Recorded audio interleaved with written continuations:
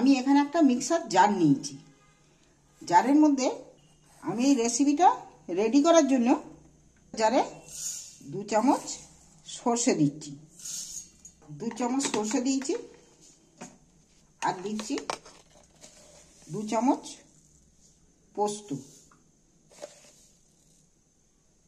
2 চামচ পোস্ত, 4-5টা রসুনের কোয়া, ছোট করে 2-4 টুকরো আদার টুকরো। দিচ্ছি 2টো কাঁচা লঙ্কা। কাঁচা লঙ্কা দুটোকে 2টো টুকরো করে দিচ্ছি। 2টো কাঁচা লঙ্কা।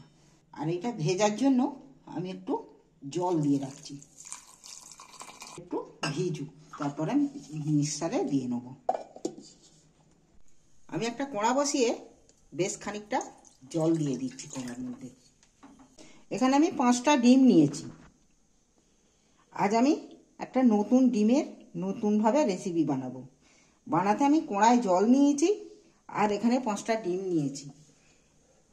ডিমগুলোকে বেশ ভালোভাবে সেদ্ধ করার জন্যে আমি বেশ খানিকটা আরও ওতে জল দিতে হবে। ডিমগুলো আমি তুলে দিচ্ছি। জলটা যে দিতে হবে, ডিমটা পুরো ডুবো ডুবো জল দিতে হবে, ডিমটা যাতে ভালোভাবে পুরো সেদ্ধ হয়। ডিমটা একদম পুরো ডুবো ডুবো জল দেবো, যাতে ডিমটা পুরোভাবে ডুবে যায়। আর এখানে আমি 1 চামচ নুন দিয়ে দিচ্ছি। নুন দিয়ে দিলে ডিমের খোসাটা খুব ভালোভাবে ছাড়ানো যায়, যাতে ডিম না ভেঙে যায়। দেখবে ডিম ছাড়াতে যে অনেকে ডিম খোলার সাথে উঠে যাচ্ছে, ভেঙে যাচ্ছে। এই ডিমটা পুরোভাবে জল দিয়ে আর একটু নুন ফেলে দিয়ে যদি সেদ্ধ করা যায়, তাহলে সেই ক্ষেত্রে ডিমের একদম পারফেক্ট ডিমটা ছাড়ানো যাবে। এখানে আমি একটা চাপা দিয়ে দিচ্ছি ডিমটা সেদ্ধ হওয়ার জন্য। 5 মিনিট থাকলে ডিমটা সেদ্ধ হয়ে যাবে। 5 মিনিট ডিমটা আমার হয়ে গেছে, ফুটছে, সেদ্ধ হয়ে যাবে। গ্যাসটা এবার আমি অফ করে দিচ্ছি। এবার একটু ঠান্ডা হলে তারপর তুলবো। নুন দিয়ে সেদ্ধ করেছি, দেখো একদম ফ্রেশ ফ্রেশ ডিমগুলো হয়েছে। প্রত্যেকটা ডিম দেখো ওইভাবে সেদ্ধ করতে বসেছিল বলে পুরো সব প্রত্যেকটা ডিম কিন্তু আমার ফ্রেশ ফ্রেশ হয়েছে। আর এইভাবে আমি 2 ফালা করে ডিমগুলোকে কেটে নিচ্ছি। এতে থালার মধ্যে রেখে সুতো দিয়ে কাটবো।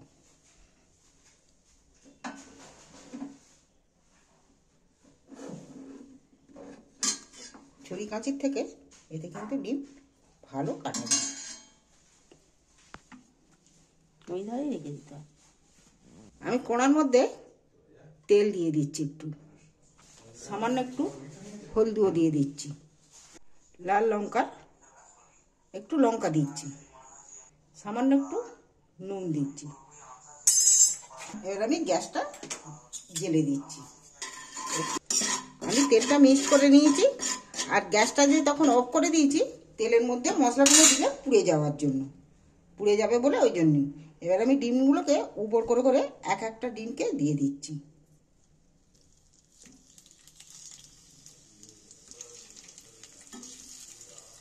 করে উল্টে দিচ্ছি।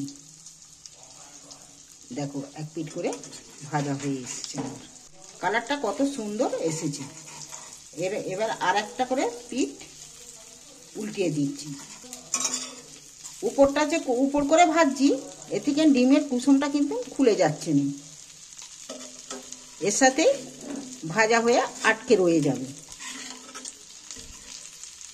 আরও এইটা 1 সেকেন্ড করে ভেজে নেবো উল্টো পিঠগুলো, তাহলে 2 পিঠই ভাজা হয়ে যাবে। আমার প্রত্যেকটা ভাজা হয়ে গেছে। এবার আমি তুলে নিচ্ছি এক এক করে। দেখ উল্টো পিঠও কিন্তু ভাজা হয়ে গেছে। এখানে যে আমি মশলা সর্ষে, কাঁচা লঙ্কা সব রকম যে মশলা করে নিয়েছি, পোস্ত, সর্ষে পোস্ত যে বেটে নিয়েছি, মশলাটা মিক্সারে দিয়ে নিয়েছি, আমি কড়ার মধ্যে তুলে দিচ্ছি। এবার মিক্সার ধোয়া জলটা মিক্সারটাও দিয়ে দিচ্ছি। মিক্সার ধোয়া জলটা ঢেলে দিচ্ছি ওর মধ্যে। এখানে লঙ্কা দিচ্ছি আমি, একটু স্বাদ মতো নুন দিচ্ছি, একটু কালারের মতো একটু হলদি দিচ্ছি, অল্প একটু তেলও দিয়ে দিচ্ছি। এখানে আমি 100 গ্রাম টক দই নিয়েছি। টক দইটা আমি একটা বাটির মধ্যে তুলে নিয়ে একটু ফাটিয়ে নেব। টক দই দিতে গেলে সবসময় একটু ফাটিয়ে ঘেঁটে নিতে হবে।